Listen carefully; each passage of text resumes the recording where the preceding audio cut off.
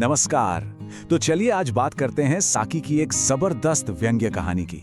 एक ऐसी कहानी जो दिखावे, जलन और समाज में ऊपर दिखने की अंधी दौड़ पर एक बहुत ही मजेदार लेकिन तीखा कटाक्ष है। असल में सारा खेल इसी सवाल का है। साकी की कहानी मिसिस पैकलेटेड टाइगर इसी एक सवाल के इर्द गिर्द घूमती है। ये कहानी हमें उस दौर के इंग्लैंड के हाई सोसाइटी में ले जाती है जहां रुतबा इस बात से तय होता था कि आप दूसरों से कितने बेहतर दिखते हैं, या यूं कहिए कि कितना बेहतर दिखावा कर सकते हैं। तो कहानी की शुरुआत होती है हमारी मेन कैरेक्टर मिसेस पैकलेटाइड से। उनकी जिंदगी में बस एक ही मकसद है, एक ही जुनून, और वो है अपनी सोशल राइवल लूना बिम्बर्टन को किसी भी तरह से नीचा दिखाना। मामला तब गर्माता है जब लूना बिम्बर्टन एक अल्जीरियाई पायलट के साथ हवाई जहाज में 11 मील की उड़ान भरकर अखबारों की सुर्खियों में छा जाती हैं। अब ये सुनने में भले ही कोई बड़ी बात न लगे, लेकिन मिसेस पैकलेटाइड के लिए ये किसी सदमे से कम नहीं था। वो जलन से भर जाती हैं और ठान लेती हैं कि उन्हें इससे भी बड़ा कुछ करना होगा। तो लूना को हराने के लिए मिसेस पैकलेटाइड एक पूरा का पूरा प्लान तैयार करती हैं। ये कोई शौकिया प्लान नहीं है, बल्कि सोशल मीडिया पर छा जाने जैसा एक सोचा समझा ऑपरेशन है। वो सिर्फ बाघ का शिकार नहीं करेंगी, बल्कि उसकी खाल का गलीचा बनवाएंगी, अखबारों में तस्वीरें छपवाएंगी, और तो और लूना को और जलाने के लिए उसके सम्मान में एक पार्टी भी देंगी।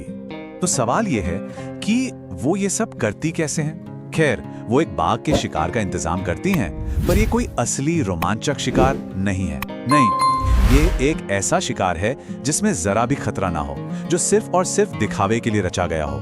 इसके लिए वो पास के एक गांव को 1000 रुपए ऑफर करती हैं। जरा सोचिए, उस जमाने में ये कितनी बड़ी रकम रही होगी, और ये रकम सिर्फ इसलिए दी जा रही थी ताकि गांव वाले उनके लिए एक आसान शिकार का इंतजाम कर सकें। और गांव वाले करते भी यही हैं।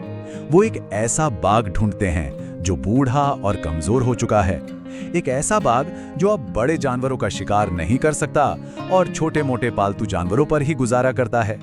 मतलब शिकार का पूरा नाटक पहले से ही तय था। हालत ये थी कि पूरा गांव इस प्रोजेक्ट में लग गया था। बच्चों को पहरा देने के लिए लगा दिया गया था ताकि वो बूढ़ा बाघ कहीं भाग न जाए। माएं अपने रोते हुए बच्चों को चुप करा रही थीं ताकि बाघ की नींद खराब न हो। उनकी सबसे बड़ी टेंशन तो ये थी कि कहीं शिकार वाले दिन से पहले ही बाघ बुढ़ापे की वजह से मर न जाए। अच्छा, इस अजीबोगरीब शिकार पर उनके साथ एक और किरदार है, उनकी पेट कंपेनियन, यानी पैसे लेकर साथ देने वाली मिस लुइसा मेबिन। इस किरदार को याद रखिएगा। मिस मेबिन को बहादुरी या शिकार से कोई लेना देना नहीं। उनकी दिलचस्पी सिर्फ और सिर्फ पैसों में है। तो आखिरकार शिकार की वो रात आ ही जाती है। जरा माहौल की कल्पना कीजिए। मिसेस पैकलेटाइड और मिस मेबिन एक आरामदायक मचान पर बैठी हैं, हाथ में राइफल है, टाइम पास के लिए ताश के पत्ते हैं, और नीचे चारे के तौर पर एक बेचारी बकरी को बांध दिया गया है। और फिर एंट्री होती है उस तथाकथित खतरनाक जानवर की। लेकिन वो बाघ इतना बूढ़ा और थका हुआ है कि बकरी के पास जाने से पहले ही आराम करने के लिए जमीन पर लेट जाता है। मिसेस पैकलेटाइड गोली चलाती हैं, एक जोरदार धमाका होता है और बाघ ढेर हो जाता है। गांव वाले तो जैसे खुशी से पागल हो जाते हैं, पर बहादुरी के लिए नहीं, बल्कि उन 1000 रुपए के लिए जो अब उन्हें मिलने वाले थे।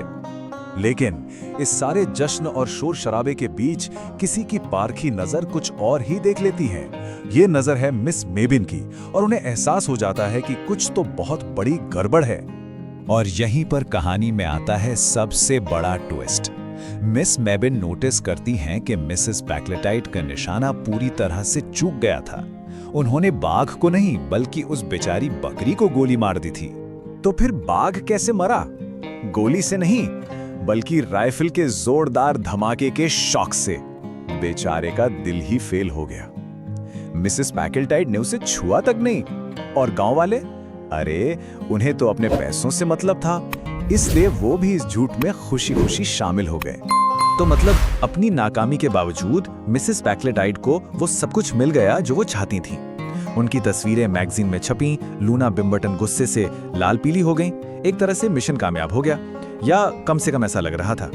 लेकिन ये जीत बहुत छोटी थी, क्योंकि याद है मिस मेबिन, वो चालाक पैसों की भूखी मिस मेबिन, वो सच्चाई जानती थी और अब वो अपना मौका देख रही थी।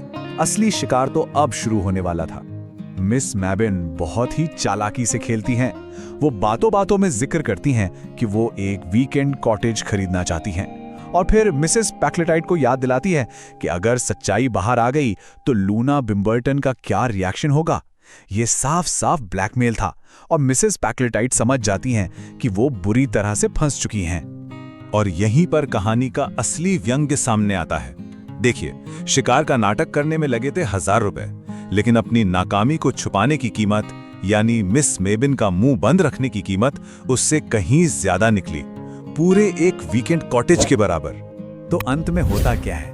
कहानी के असली शिकारी तो मिस मैबिन निकलती हैं। वो बिना एक भी गोली चलाए अपना शिकार यानी एक नया कॉटेज हासिल कर लेती हैं, जबकि मिसेस पैक्लेटाइट के हाथ लगती है झूठी शोहरत और एक बहुत बड़ा खर्चा। बाद में जब भी कोई उनसे पूछता कि भाई शिकार करना क्यों छोड़ दिया, तो मिसेस पैक्लेटाइट का बस एक ही जवाब होता, अचानक आने वाले खर्चे बहुत भारी पड़ते हैं। उन्होंने ये सबक बहुत महंगे में सीखा था कि घमंड और जलन की कीमत अक्सर हमारी उम्मीद से कहीं ज्यादा होती है। ये कहानी हमें सोचने पर मजबूर करती है कि अपनी जिंदगी में हम दिखावे के लिए आखिर क्या-क्या कीमतें चुकाते हैं। अगर आपको ये वीडियो अच्छा लगा हो तो इसे लाइक करें और वीडियो को अपने दोस्तों को शेयर करें। इससे हमें और वीडियो बनाने की मोटिवेशन मिलता है। ऐसे ही और वीडियोस देखने के लिए SGS एजुकेशन एकेडमी को सब्सक्राइब करें और बेल आइकन दबाना ना भूलें।